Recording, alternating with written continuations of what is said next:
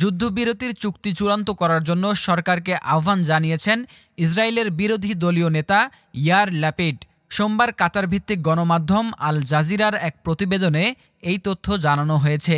প্রতিবেদনে বলা হয়েছে, ইয়ার ল্যাপিড সম্প্রতি মার্কিন প্রেসিডেন্ট প্রস্তাবিত যুদ্ধবিরতি পরিকল্পনায় সম্মত হওয়ার জন্য ইসরায়েল সরকারকে আহ্বান জানিয়েছেন।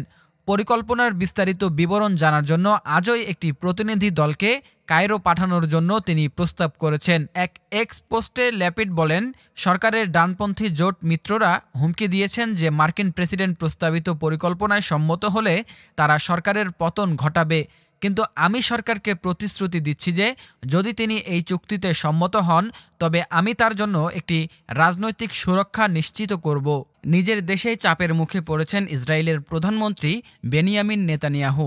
একদিকে ইসরায়েলের জনগণের দাবি সরকার যেন বাইডেনের প্রস্তাব মেনে নেয়, অন্যদিকে এ দাবি মানলে সরকার পতনের হুমকি দিয়েছে নেতানিয়াহুর নেতৃত্বাধীন জোট সরকারের ডানপন্থী নেতারা। শনিবার বাইডেনের যুদ্ধবিরতির প্রস্তাব প্রত্যাখ্যান করে নেতানিয়াহু বলেন, নিজেদের দীর্ঘমেয়াদী শর্তগুলো পূরণ হওয়ার আগেই ইসরায়েল স্থায়ী যুদ্ধবিরতিতে রাজি হবে এমন ভাবার কোনো সুযোগ নেই। প্রধানমন্ত্রীর এমন বিবৃতির পর শনিবার রাতে হামাসের হাতে পণবন্দীদের পরিবারগুলোর নেতৃত্বে ইসরায়েলের রাস্তায় বিশাল একটি বিক্ষোভ মিছিল নামে। বিক্ষোভে তারা সরকারকে বাইডেনের দাবি মেনে নিয়ে জিম্মিদের অবিলম্বে মুক্ত করার আহ্বান জানান। হামাস ও ইসরায়েল দুই পক্ষকেই চাপ দিয়ে যুদ্ধবিরতির আলোচনায় মধ্যস্থতাকারী যুক্তরাষ্ট্র, মিশর ও কাতার বলেছে, প্রস্তাবিত চুক্তি স্থায়ী যুদ্ধবিরতি ও সংকট অবসানের জন্য একটি রোডম্যাপ প্রণয়ন করে। এটি ইসরায়েলি পণবন্দী ও গাজার বাসিন্দা উভয় পক্ষকেই দুর্ভোগ থেকে রেহাই দেবে।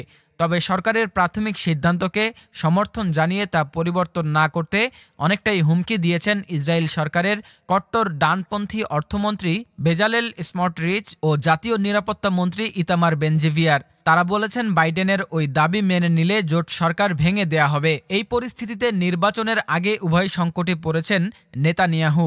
যুদ্ধের ব্যাপারে নেতানিয়াহুর সিদ্ধান্ত পরিবর্তন ভোটের আগে দেশটির জাতীয় নিরাপত্তার ব্যর্থতা হিসেবে উপস্থাপিত হতে পারে। আর তিনি যদি ভোটে হেরে প্রধানমন্ত্রীর পদচ্যুত হন তাহলে দুর্নীতির অভিযোগে এ বিষয়ে দীর্ঘমেয়াদী বিচারের সম্মুখীন হতে পারেন। শনিবার বাইডেনের যুদ্ধবিরতির প্রস্তাবে এক বিবৃতিতে নেতানিয়াহু বলেন, হামাসের সামরিক ও প্রশাসনিক ক্ষমতা ধ্বংস না হওয়া পর্যন্ত যুদ্ধ বন্ধ হবে না। যুদ্ধ বন্ধের বিষয়ে এখনও ইসরায়েলের দৃষ্টিভঙ্গি পরিবর্তিত হয়নি।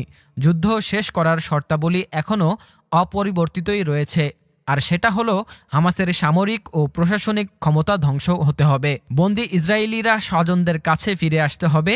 এমনিভাবে গাজা ইসরায়েলের জন্য সম্পূর্ণরূপে হুমকিমুক্ত হতে হবে।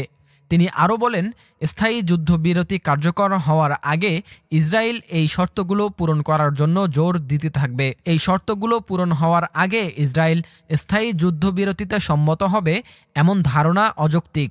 এর আগে শুক্রবার ইসরায়েলি বন্দীদের মুক্তির বিনিময়ে গাজায় ৩ ধাপের যুদ্ধবিরতির প্রস্তাব উপস্থাপন করেন বাইডেন। এ প্রস্তাবে প্রাথমিকভাবে ইতিবাচক সাড়া দিয়েছে গাজার শাসক গোষ্ঠী ফিলিস্তিনি প্রতিরোধ আন্দোলন হামাস।